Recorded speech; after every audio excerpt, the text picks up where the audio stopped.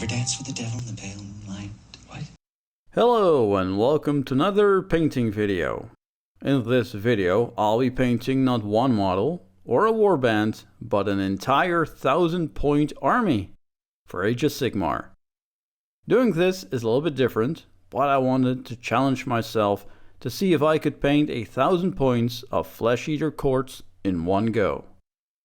The overall theme of the army is a horde of monsters running through a huge graveyard at night. The moonlight is their only source of light. For this, I first needed graveyard bases. Luckily, I found them ready to print on my mini factory. I'll put the link in the description. Second, because I was working with object source lighting, I wanted to get more out of my airbrush. Can these steps be done without an airbrush? I think so, but it'll take a lot more time, and it probably won't look as good. Anyways, let's get started. So in order to paint an army, I always like to plan the army first so I know what to build.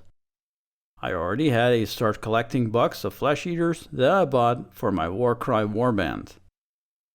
I will actually be including these in my army, so I will be repainting them.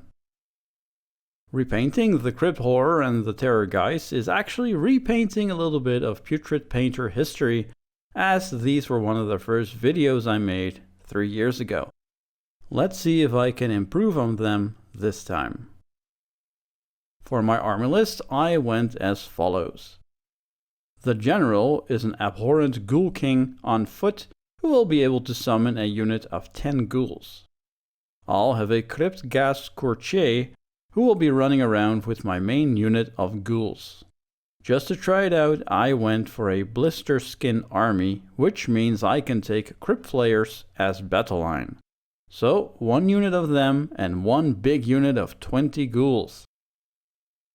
Then the old Terrorgheist will be my behemoth, and I'll have a unit of Crypt Horrors to get it to a neat 1000 points. The Flesh Eaters also have a scenery piece that they can place for free, so I will be painting that as well.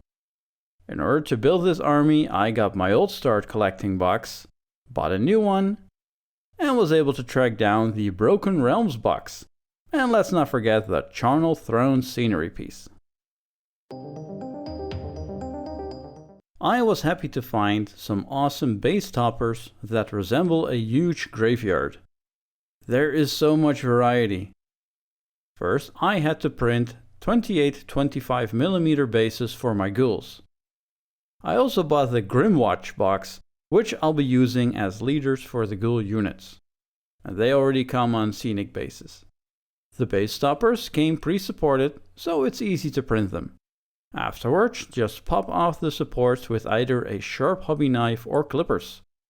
Clean up the print afterwards. Because the supports are so dense, I use a UV flashlight to harden the bottom of the base toppers, as I found there was still some liquid resin there. Next step is to sand down the bottom of the base toppers so it will be flush with the base. Do make sure to wear a mask while doing this, because you don't want to breathe in resin particles. With some drops of super glue, Gorilla Glue in my case, I attach the base topper to the base. The added height of the topper gives the model on it a lot more presence. If you want to reduce that, simply sand down more off the bottom. As you can see, I removed my already painted horrors and flayers from their old bases, and I've prepared their new ones. And here we have bases ready to be painted. My first idea was to paint the models and the bases separately, but I decided against it in the end. Neither way is better, but I prefer to work in as little sub-assemblies as possible. One part of this project I was dreading was rebasing the Terrorgheist. I printed a huge 130mm base topper for him, but figuring out how to put him there was quite a challenge. First, I had to remove some of the rocks he is based on originally. Unfortunately, these rocks are part of the claws, so with clippers and a hobby knife I carefully carved the rocks away. First was his back leg, who had to rest on a little pile of ruins. Once I removed most of it with my clippers, I was able to carve away with the hobby knife. It's usually a good idea to cut towards you, as this gives you way more control on where the knife will go.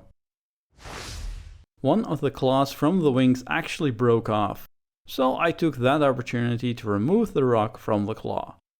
This of course was a lot easier if I originally did this while building the actual model. To make sure the rocks I kept blended a little bit more with the graveyard scenery, I made some green stuff. The green stuff I super glued on the rocks.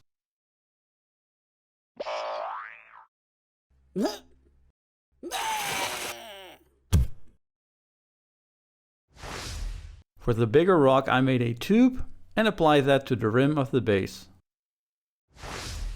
With this I super glued the model to the base topper.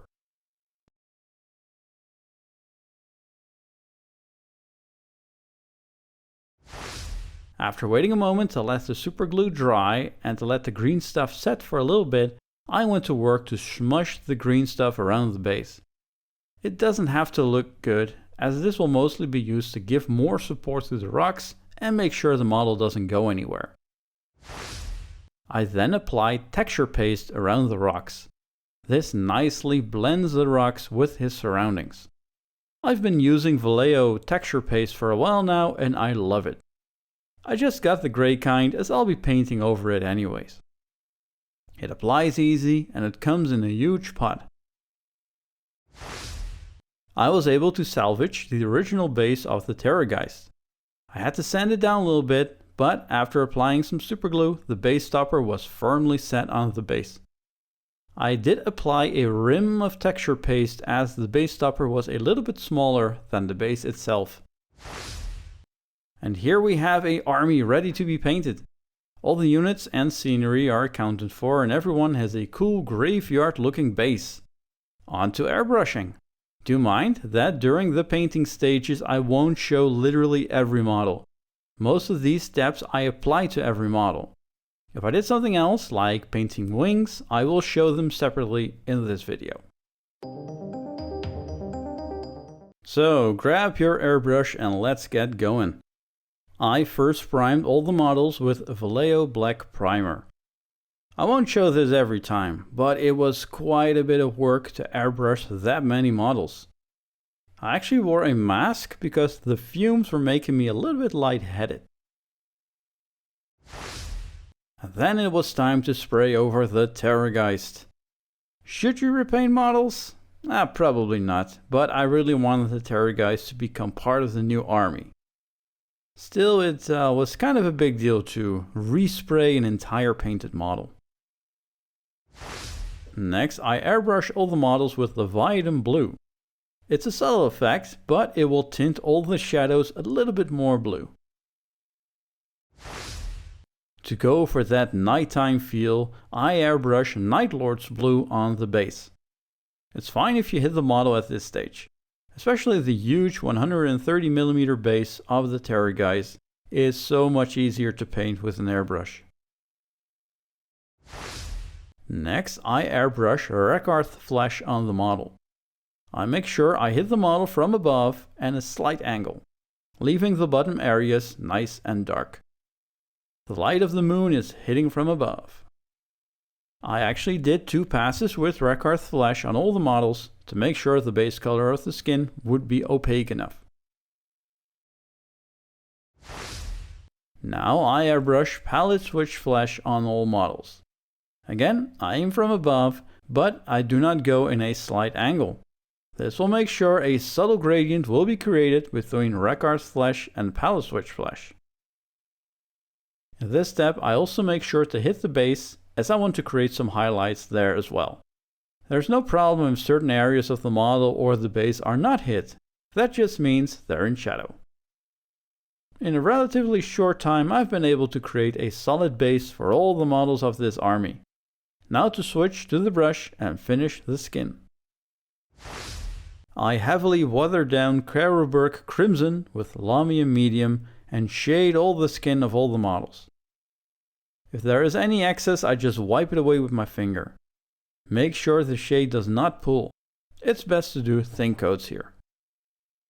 The Terrorgheist is a little bit more intricate than the other models, but it still shares the same components of skin, bone and sinew. I will make him stand out a little bit more, as he is not an actual ghoul but a wild beast, but I'll get to that later. Next, I shade all the scars and other nasty bits that I can find with a Druchii Violet. Should you, with this very subtle step, just focus on all the big monsters and heroes? Yeah, probably, but I like to give all my models the same attention. And I just love the ghoul model. They have so much character and they're very diverse, and that makes them so much fun to paint for me. With the Terrorgheist, I focused this step on his face, where I shaded his nose and ears, as you can see here. Final step for the skin is a dry brush of palette switch flesh. Again, I make sure to only hit the model from above, just enough to catch the raised areas and make them pop just a little bit more. After this step, this is what you end up with. A good thing all these models are pretty much naked, so a lot is already done now. Next, I'm going to tackle a couple of small details that every model in this army shares. First off, bone. Pretty much every model has some bone fragments either growing out or stuck to their body. I shade this all with Skeleton Horde. Then I highlight all the bone with Screaming Skull. I want the bone to have a nice bleached bone look. Any ropes I can find I paint with Snakebite Leather contrast paint. Any wood I paint with Wildwood contrast paint. For the metal, I'm going for a non-metallic look. This will fit the aesthetic much better. I first paint the metal with Basilicanum Grey. Then I highlight the metal with Dawnstone.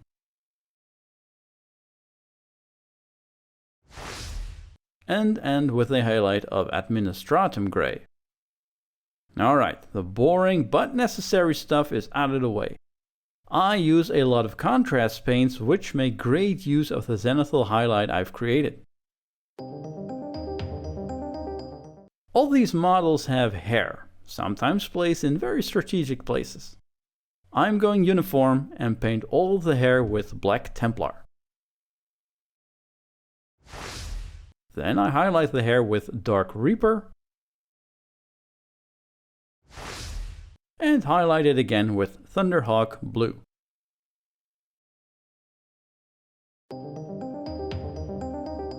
Some of the bigger monsters have exposed muscle sinew. This I paint with Flash Terror Red contrast paint. Then highlight with Evil Sun Scarlet. With all highlights, let the zenithal of the model be your guide as to where to place your highlights. Finally, I pick out all the muscle tissue with palette switch flesh to give it a shine.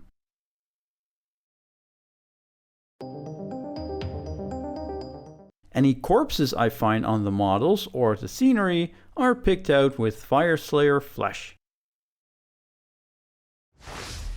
Then shade it with the Druchii Violet. And highlight it with a mix of Slaanesh Grey and Kislev flesh to give it a nasty look of a rotting corpse. Now I'm going to tackle a couple of things for our winged friends in the army. For the Crypt Flayers, I'm keeping it simple.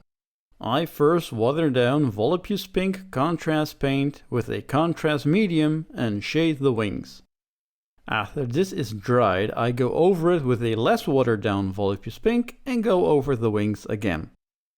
I did this about 4 times to get the result I was happy with. The wings of the Terrorgheist I paint with a slightly watered down Achillean green. This is a very nice dirty looking blue. I heavily dry brushed the wings with Verizian Gray to create a highlight.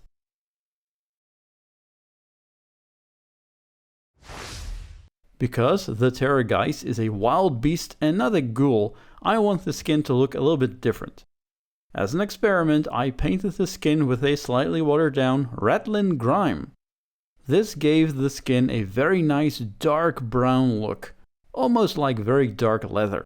Perfect for an undead bat monster. The skin was then highlighted with Rekarth flesh. Funnily enough, the base colors of all the ghouls, but it works really well on here.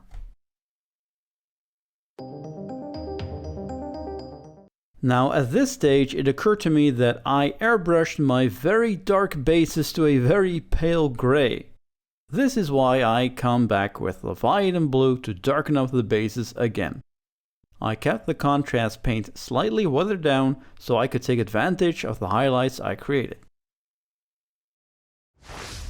I dry brushed Elatiac blue on the base. I basically looked at the model from above and only dry brushed the areas I could see, further enhancing the effect of the models, creating shadow on the ground. I ended with a dry brush of Hoeth blue. These ghouls look way too clean for a bunch of rancid cannibals. First, I take the texture paint Armageddon Dust and smear some globs on either claws, mouth, or wherever gore could hit the model. It doesn't really matter which texture paint you use, as it will be painted when dried. Next, I just went to town with Blood for the Blood God on all the models. What I usually do is make sure I don't have a whole lot of paint on the brush and then smear it where I need it. I use my finger to smudge it a little bit. With the ghouls, I focus mainly on the mouth and the claws.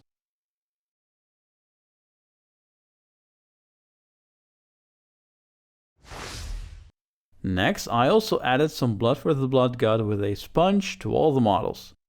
This created some interesting random patterns. The models are ravenous cannibals that are covered in gore, but they also have wounds and scars over their body. Enough places to add some blood.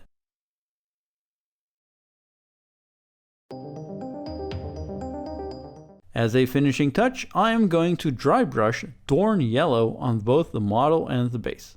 This will simulate the reflecting yellow light of the moon on the model. On the base, this works extremely well and gives it a very nice comic booky look. On the model itself, I was a little bit more careful. I'm actually not sure if I could have added more or even added a thin layer with an airbrush. Finally, I paint all the eyes with Dorn Yellow. Even when the face is in shadow, I still paint the eyes. This gives a very nice and eerie look to these cannibals. And I end with the rim being painted with Abaddon Black. After tackling an entire army, this was a very satisfying chore. And here we have 1,000 points of Flesh Eater Quartz. Preparation, 3D printing and building took quite a while, but painting the army took about 5 evenings, where I painted roughly 4 to 5 hours each night. Although it was daunting at the beginning, I think I found a way to easily paint this particular army while still having it look cool. I can't wait to play a game with them. This was a project I've been working on for quite some time now. 3D printing took a lot of time and of course planning out this video. I would love to know what you guys think of these noble knights. Did I improve upon my original videos? I think I did. I'll be coming back with some more conventional videos as I have a couple of things I want to paint for Warcry. In the meantime, be sure to check out my Instagram where I post pictures of current projects and behind the scenes stuff. But for now, thanks for watching.